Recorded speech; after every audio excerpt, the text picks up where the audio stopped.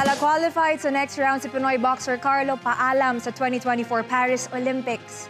Panalo siya sa kanyang laban sa men's 57kg division laban sa Irish boxer via unanimous decision.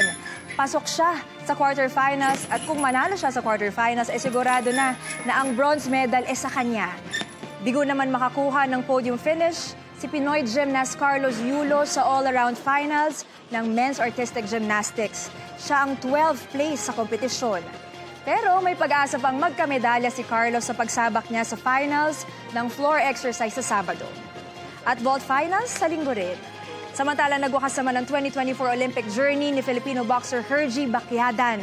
Bigo siyang manalo laban sa China sa round of 16 ng women's 75kg division.